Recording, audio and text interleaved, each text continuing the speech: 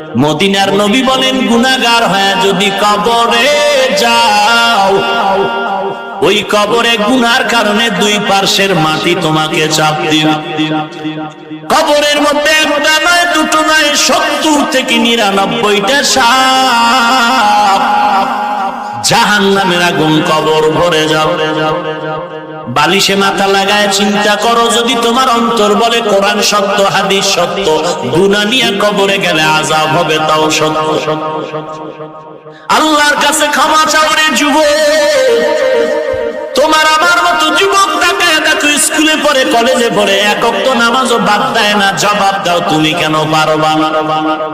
তোমার আমার মতো যুবক র‍্যাব, আর্মি, পুলিশ, বিডিআরের চাকরি করে, নামাজ বাদ দেয় না, তুমি কেন পারবা না?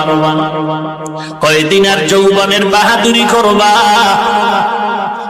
কত যুবক আইসা, আজকেও তো আমি না করেছিলাম, এক যুবক আইসা কান্নায় বিভোর হয়ে গেল, পাবনা বাড়ি। বলে হুজুর আমি একটা ছোট্ট দোকান দেই, আমার এই মোবাইলে ছবি বের করে দেখাচ্ছে, আর বলে আমার এই বডির মধ্যে খোদাই করা করা ছবি অঙ্কন করা ছিল। আপনার বয়ান শোনার পর 1 ফিট পরিমাণে এই ছবি আমি যে অঙ্কন করেছি, এটা উঠানের জন্য প্রায় 11,000 টাকা করে আমার খরচ হয়েছে। হুজুর আমি বুঝ আসার পরেই দাড়িটা রাখছি, আর নামাজ ছাড়ি না, পর্দা করি। হুজুর আমার মাথায় হাত দিয়া দোয়া করে দেন। কান্না করে আর বলে আমি জাহান্নামে যাইতে পারবো না, গুনাহগার হয়ে মরতে চাই না। হেদায়েতের মালিক আল্লাহ। কপাল খারাপ হইলে উপায় নাই, নবীরে দেখলো 13 বছর আবু জাহাল কালেমা পড়লো না। আর ওমরের মতো বান্দা তরবারি নিয়ে নবীরে জবাই করতে যাইয়া কালেমার রশি গলায় লাগায়া মুসলমান হয়ে গেল। সেই ওমর এত দামি হয়ে গেল যে রাস্তায় চলে, সে রাস্তায় শয়তান চলে না। সেই ওমর জান্নাতের সুসংবাদ প্রাপ্তদের মধ্যে 2য় নম্বরে ওমর।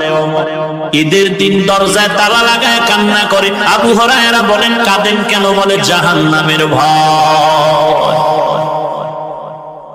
এরে যুবক আল্লাহর গোলাম, তওবা করো। কয়দিন আর বাহাদুরি করবি? কোরআন পড়ে ঠগি না, টুপি পরে ঠগি না, আল্লাহর সম্মান, আল্লাহর মুহাব্বতে চলতেছি রে বাবা।